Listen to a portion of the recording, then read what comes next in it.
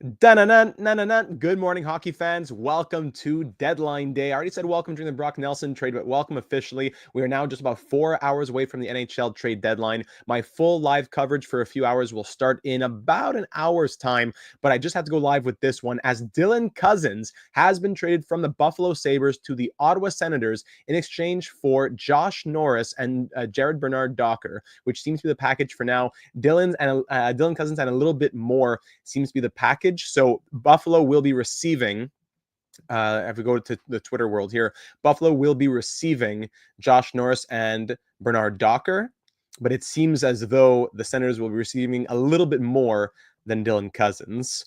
As we're waiting here on that, Anthony Beauvillier is being flipped to Washington too. We'll be talking a lot more about all the trades going on during the live stream. I'm going to try to focus just on this trade at the moment. I know there's a lot of different live streams that you could be watching, so maybe you might be watching this after the fact. You might not be here for breaking news. You might be here for the actual breakdown. What does this mean for both sides? Well, let's start looking at it before we know the details of the actual trade itself. Dylan Cozens, the 7th overall pick of the Sabres back in 2019. He's been here with Buffalo's whole career so far. He just turned 24 last month. He has 197 points in 341 games. In 22-23, big 68-point season, 31 goals. And then last year dropped off a little bit down to 47 and 79. And this year, 31 and 61 on a very bad Sabres team.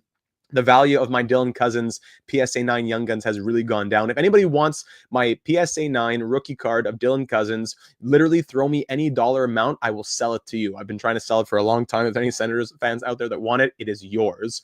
So Dylan Cozens is now going to be moving to the Senators, where maybe the situation for him will be a bit more favorable, just organizationally. He's been playing big minutes. It's been up and, well, in his career, he's been playing big minutes. This season, it seems as though it's been a bit, but consistently in the 17-13. I can't say I'm a huge analyst of all things Buffalo. It seems about the same as last year. He does throw a lot of hits, more hits this season, 148 hits in 61 games. That's a career high, and he still has another like 20 games to go here. Yeah, let's check out the cards here on the players. That's always the biggest thing. So Dylan Cozens, acquired by Ottawa, is a young scoring center who has struggled with consistency. When he's on, a skilled puck carrier in transition who scores off grimy plays in the slot and cleanly off the rush. When he's not, he struggles to create quality chances and defend. So over the last 3 years, according to weighted average data, it's definitely gone downhill from his big 30-plus goal season in 22-23, around the 75th percentile of the value that he brings above that of a replacement-level player. 75th down to like 30th, now down to like 10th percentile. The defense has never really been there, and it dropped off even more. The finishing took a steep drop, while the even-strength offense has been decent enough. Yeah, hard to think of Dylan Cozens in a Sens jersey. Welcome, Dexter. So even strength offense in the 75th percentile of the last 3 years, according to weighted average data. Just that 4th percentile for even strength defense. Okay. 39th overall over the last few years. Where Dylan Cozens also brings a lot of value to the table is that he is still just 23 and he signed on for 5 more years after this one at 7.1 exactly? 7.1 million, 5 more years after this one. So that's what the Senators like to have as well, as the Senators are giving up Josh Norris, who was signed on. He was signed on for a long time too. Both players are young. Both are signed on for a long time. But the Senators save $850K per season before Josh Norris's 10-team no-trade list kicks in a couple years. And they get a player a couple years younger as well. So going back to Dylan Cozens here, 57th percentile of goals, 91st of primary assists. That's a sneaky little thing to notice right there. Golden, yeah, Buffalo loves trading their young players. JJ Peterka also in conversation as well. I wonder if Alex Tuch gets moved. What are the Sabres trying to do? We'll see as the day progresses. 57th percentile on the power play competition teammates. He's not getting the biggest assignments, nor is he playing with the greatest levels of teammates either. And as we said, the finishing was very, very high, and it has fallen off and kind of plateaued over the last couple years, as we've seen his goal scoring from 31 goals to 18 last year to now just 11 so far this year. What's up with the shooting? Yeah, shooting at 14.7%, now shooting at 7.9%. Yeah. Morning, Jack. Welcome aboard. Sounds like Cozens and a pick. Here, let's go back to the Twitter world. Any updates on this one? dernard-docker, we'll see him in just a moment. Dylan Cozens, part of the trade both teams are working on. Yes. Okay, so we'll come back in a moment. So Dylan Cozens, to put a fine point on it, says Jay Fresh, Cozens' microstat card from 22-23 versus his microstat card from this year.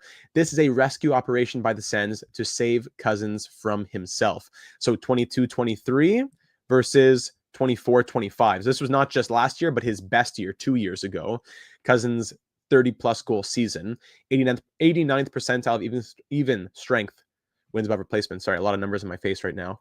83rd of finishing, 95th of goals, 89th of chances, 98th of shots off high danger passes. Then you flip it over to this season in Buffalo. What's still high? In zone shots. Is that about it? Primary assists, hits. That's rush offense there.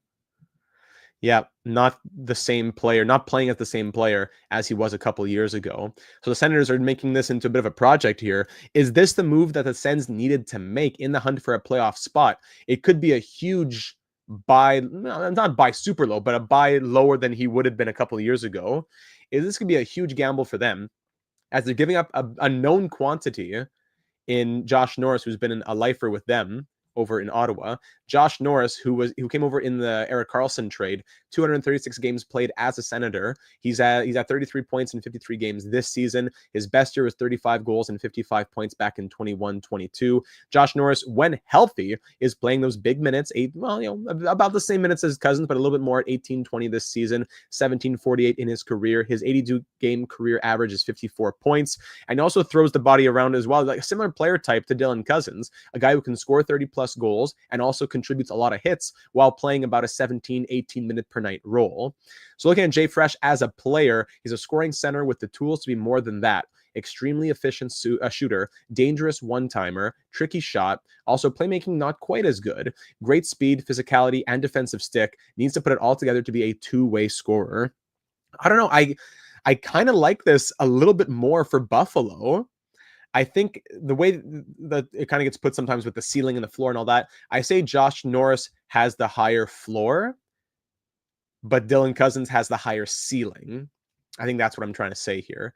Josh Norris, his value has just gone up over the last couple seasons when healthy. Again, the even strength play hasn't been incredible, even strength offense, even strength defense, but where the value comes in, as we just said, the efficient shooting, the defensive stick, the speed, the physicality. As you can see, 95th percentile of finishing, 81st of goals. Not going to be there for the primary assists, absolutely not. So that's where a big difference comes in between him and Dylan Cozens. But he's drawing penalties. He is playing against high levels of competition, and he's also signed on for 5 more years at $7.85 million, I believe. A couple years older, but the same type of contract as Josh Norris. So both teams are just making a switch here. And I gotta say, just looking at it from not just Norris for Cozens, but also the Sabres are getting Jacob Bernard-Docker in this trade, a low event depth defenseman, yes, but a former first-round pick in 2018 of the Senators, another lifer in Ottawa. He's only played one full-time season. He's been down in Belleville, up and down. He's 24. He is not going to be much more than I think he is right now, a third-pair guy for Buffalo. But that's fine. They're getting more value out of the deal than you would have thought, maybe. Over the last 3 years of weighted average data, he's been pretty much above that 50th percentile in defense, which is what you want to see. 59th percentile of even strength defense, which is nice. And that's about it. So that's Jacob Bernard-Docker. If you have any more details on the trade itself, Cadillac F1 is fully approved to join Formula One as the 11th team in 2026. That's cool. Congrats. Penguins trading Beauvillier to the Caps. A second trade between these two teams this season. Eller earlier on, yes. Those are the micro stats. So it seems as though any other part of this trade is just going to be a little piece being moved along with it. So the Ottawa Senators here, let's look at their... Sorry, I'm just looking at the comments. So much for Cozens to Detroit that was swirling in the media for months. Yeah, tell me about it. And out of nowhere, this deal just drops in. Really happy with this deal. Norris hasn't been the same since the shoulder injury. That's a good point here from Senators Hockey. Although I think Josh Norris does have that higher floor, he has also been dealing with a lot of injury trouble over the last couple of years, and he has that contract which will soon have a no-trade clause involved. Buffalo is taking a gamble here to take a player who gives a bit more of a guarantee, but they're giving up Dylan Cozens, who was their 7th overall pick, show that 30-goal potential, and could have been a huge part of their rebuild. To move Cozens, to think about even moving Peterka, I'm not sure what the plan is here in Buffalo. I do think they get stronger in player for player today, but longer term, this could come back to bite both teams. And that's not very rare. Usually you say, okay, one side has a bit more of a guarantee. There's a bit more risk here. I think Buffalo is taking the bigger risk, but I do think there's possibility for this to blow up in either team's face.